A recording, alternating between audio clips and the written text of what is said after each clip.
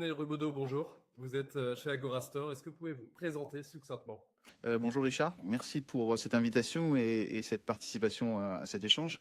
Donc, je suis le directeur général des services de la mairie de Mandelieu-la-Napoule dans les Alpes-Maritimes. Nous sommes une commune du littoral de plus de 30 000 habitants. Très bien. Pour commencer, est-ce que vous pouvez nous présenter et nous expliquer en quoi consiste votre rôle de directeur général des services de la ville de Mandelieu-la-Napoule? Alors, directeur général des services, c'est un métier polycompétent en fait. On est une personne, je ne vais pas dire un homme ou une femme parce que sinon ça va être un peu sexiste, mais on a pour fonction d'être chef orchestre. Et on doit mobiliser les services, leur donner du sens et une direction, tout en ayant un cadre juridique, administratif et financier. Donc c'est un métier intense où on doit gérer le quotidien, mais aussi prévoir la prospective et être dans l'anticipation. Très clair. Mandelieu-la-Napoule a une identité forte, touristique, dynamique, qui évolue beaucoup au fil de l'année. Quels ont été des grands projets au cours du mandat qui touchent à sa fin? Oui, on est à 4 mois des prochaines élections municipales. Et effectivement, Sébastien Leroy, maire de Mandelieu, il est important de le rappeler, avec son équipe, avait un programme sur ces 6 années qui vont se terminer, qui était la rénovation d'un quartier avec un réaménagement urbain très important, de plus de 30 millions d'euros. Mais il y a eu également de très grosses actions sur la résilience, la protection des habitations et des personnes, parce qu'on est un territoire qui est soumis au risque d'inondation. Et puis la prise en compte aussi de la végétalisation. On est un territoire où on se rend compte que le changement climatique impacte beaucoup sur les fortes températures. Et donc il y a eu un plan de renaturation avec désimperméabilisation de beaucoup d'espaces publics et des cours d'école, par exemple. Voilà, avec plantation d'arbres et renaturation de parcs pour que la population puisse avoir des îlots de fraîcheur. Bien, merci. Pour continuer sur le fil du patrimoine et de l'aménagement, avec Mandelieu qui a vraiment des contraintes très particulières, est-ce que vous pouvez me parler des défis que vous rencontrez dans la gestion des biens immobiliers de la ville? Oui, c'est un sujet important. La Côte d'Azur subit une forte pression foncière, hein, vous l'imaginez, dans toutes les grandes métropoles de France. Et c'est vrai que la Côte d'Azur a un niveau d'attractivité et d'attraction assez important. Et donc, la gestion du patrimoine, pour nous, est important. D'abord, de bien l'inventorier, parce que ça aussi, c'est important. C'est la base, mais il faut connaître ce dont on est propriétaire. Et puis de l'optimiser par rapport à soit de la location, de la remise à disposition moyennant redevance bien évidemment, mais aussi par rapport à du remembrement. On fait beaucoup d'opérations de remembrement, soit parcellaire, soit dans du remembrement vertical, pour pouvoir envisager d'autres opérations beaucoup plus structurantes. Donc oui, il nous faut optimiser notre patrimoine. D'accord. Et justement, vous avez réalisé 3 ventes, 3 cessions en juin dernier avec Agorastore, un appartement, une maison, un ancien pavillon des sports, Ouais. qui était un bâtiment assez important. Pourquoi la ville a décidé de mettre en vente ses biens déjà? Alors, c'est bien, il y a une décision politique hein, par rapport à un projet que l'administration a porté pour deux raisons essentielles. La première, c'est les équipements que vous avez cités n'avaient pas d'utilisation et d'intérêt pour la collectivité. Voilà, il y a eu des achats qui avaient été faits par le passé et il s'avère que c'est des biens qui n'étaient pas exploités dans le cadre d'un service public. Il n'y avait pas de locataire ou d'administration à l'intérieur. Et donc, il était opportun de faire d'optimisation. Et donc cette optimisation, elle est passée par une consultation, vous avez répondu, vous avez gagné le marché et donc vous nous avez accompagnés dans la définition, non pas du besoin, mais dans la définition de comment est-ce qu'on peut vendre ce bien en toute transparence. Et c'était l'objectif numéro 1 en fait pour nous. D'accord. Et du coup, pourquoi fait appel à Agorastore pour organiser la, la valorisation et la commercialisation de ces biens? Et puis, quelles étaient vos attentes une fois que vous aviez choisi cet opérateur? Alors, pour nous, l'intérêt, il est de par l'expérience dont dispose Everastor, la méthode aussi que vous nous avez proposée, hein, que ce soit dans le portage de l'opération depuis son tout début, dans l'estimation, dans la valorisation du bien par rapport à votre réseau de promoteurs ou d'acteurs économiques sensibles à l'immobilier. Et puis, il y a surtout cette gestion de la transparence du denier public dans la capacité à faire ces enchères. Et donc pour nous, c'était un élément, quand je dis nous, pardon, le territoire et l'équipe municipale donc portée par Monsieur le maire, c'était d'avoir cette transparence. Voilà, c'était important.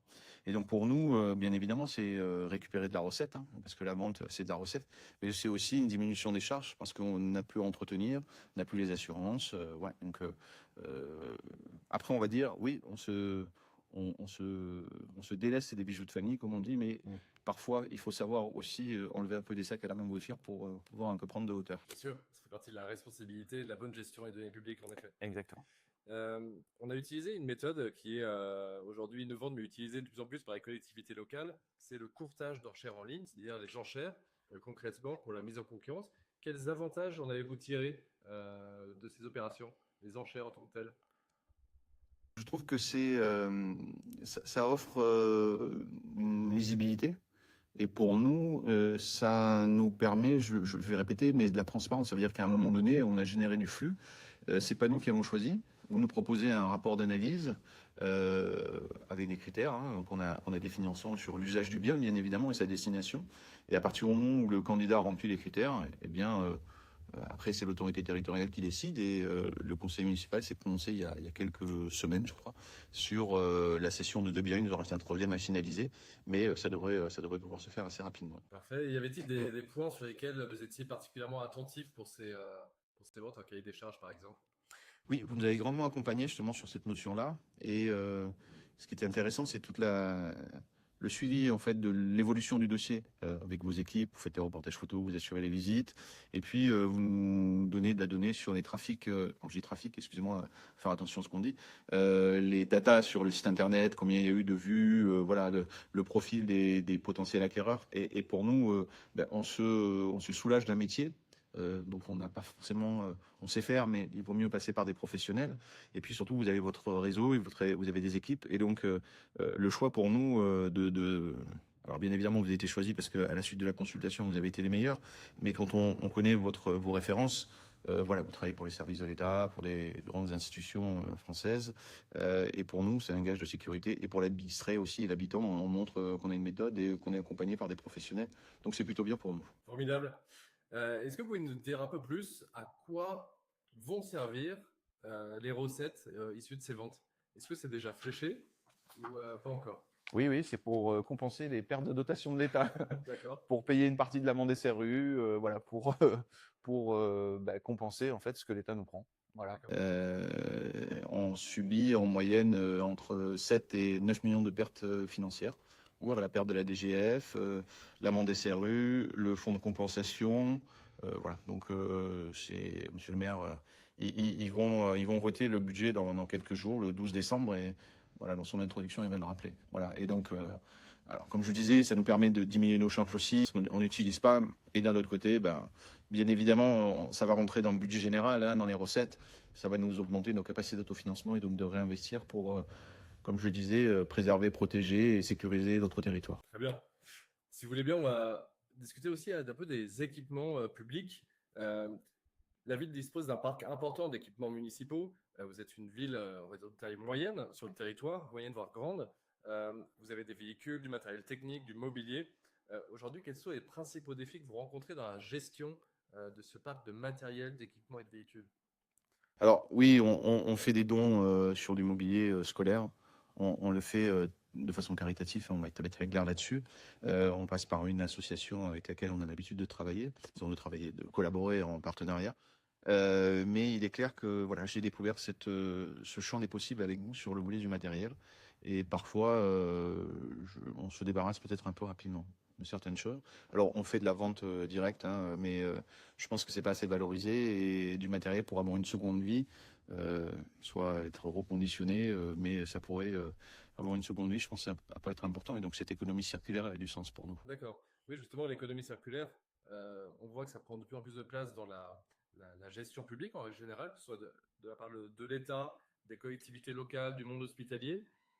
Comment ça s'incarne justement cette économie circulaire ou comment vous voulez l'incarner au sein de l'organisation du Monde de Dieu à Naples? Alors ça peut faire partie, je pense, d'une opération nouvelle qui peut se mettre en place dans le cadre de la responsabilité sociétale des entreprises, la RSE.